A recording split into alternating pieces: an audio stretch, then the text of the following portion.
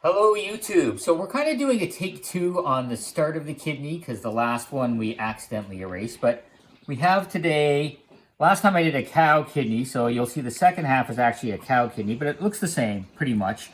The cow kidney has slightly smaller bulbs, but not really that much different. This is a bison kidney. Looks almost identical. So all the ruminant kidneys have the same, which is the suet attached here. And you can see it goes into the kidney.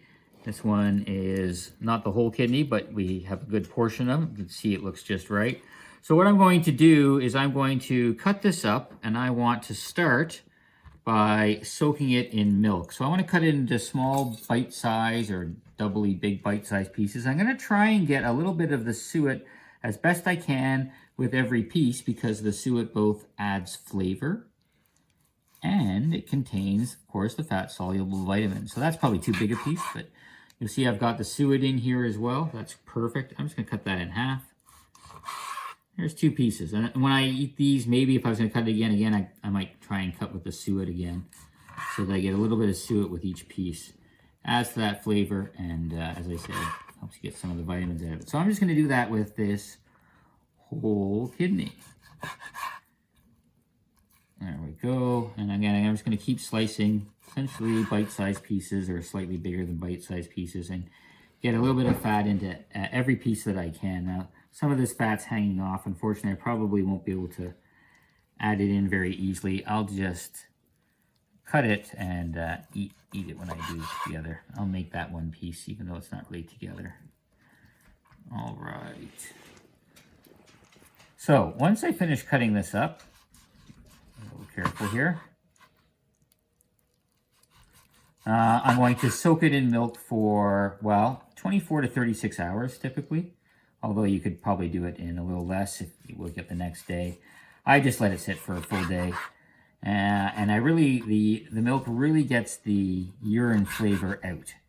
And so there is certainly, if I wasn't to soak it first, it would taste and smell a bit like urine. But this will, and what you'll see is I'm going to put it in milk so that it covers it. And unfortunately, it's a bit of a waste of milk, unless you could try and feed it to an animal, potentially, your dog. And I just want to make sure that they're covered. This is probably going to be enough milk. I hope so. This was a glass or two for this much. Oh, yeah, that's perfect. So I'm going to let this sit. And the next video you're going to see is actually a different kidney since we lost the first half to it. But I'm going to do the same thing. And I'm going to let this soak. And in 24 hours, I will strain it. And then, well, we'll see what we do with the next video. Cook it up just a little bit. Lots and lots of vitamins. I'll put that into the show notes and into the video at some point in the third part. All right, everyone. Have a good night. Bye for now. Welcome back, YouTube. So we've let our kidneys soak in, I use 3.25, the homogenized milk, and here it is. We've got our kidneys soaking in the milk, and you can see now it's been actually a little more than a day.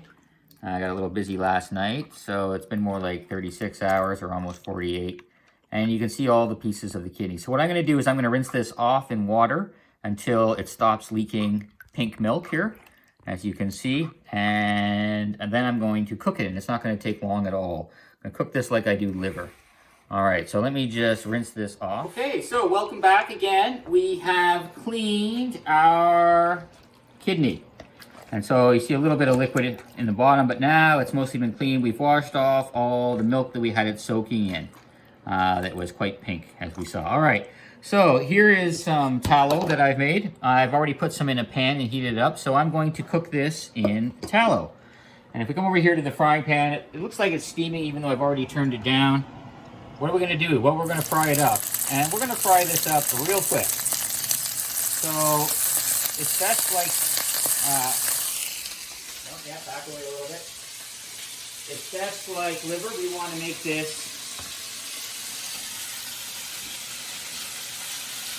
We're going to fry it super quick. Just a few seconds per side here. So we see it's in there. It's boiling away. I'm going to turn it over. And we're not going to cook this very long at all. We're just going to cook it to the outside is done.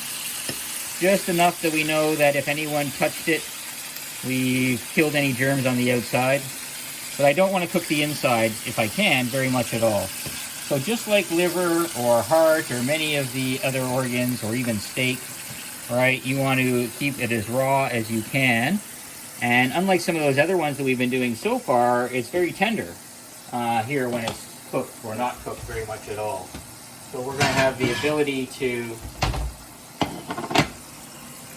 get it done in just seconds. There we go, we're done. Now you might say to yourself, that can't be cooked. Well, you're right, it's not cooked. Well, maybe that piece isn't quite done. One or two little things we're going to put it over. But essentially, yeah, we're done. So I'll just give a few more seconds for some of these that look like they were a little raw in one or two places still. Maybe that one right there. There we go. So just a few more seconds here. Just want to give it a chance to cook briefly.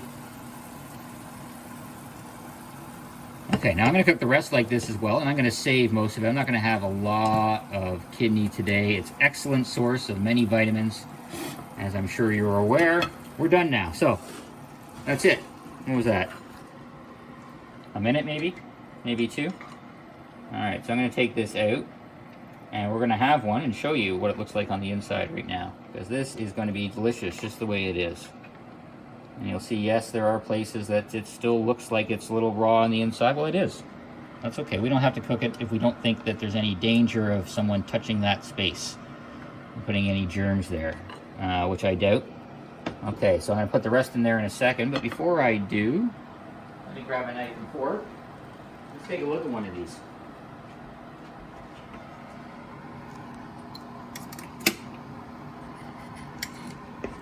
So yes, you can see if I cut into this one a few times. How does it look? It looks very raw on the inside, but we have a layer of cook all on the outside. All right, so let me take it over here just for a second, a little bit better view. All right, and I'm just going to show you how this tastes delicious now, just as it is. Now we could add a little salt maybe. Very good. Don't need to add anything if you don't want to. Tastes great. And I've left all the fat on, of course, for the taste. So that piece didn't have any fat on it. Some of these do. And if you can, that fat actually just makes it taste even better. The suet portion here make it taste even better. So there's a little fat here. I'm just going to split that in two. Share that along. Mix it up. Awesome.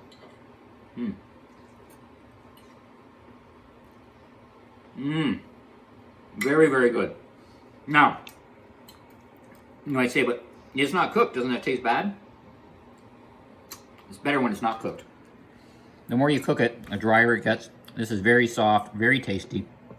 And again, cooked just on the outside. Delicious.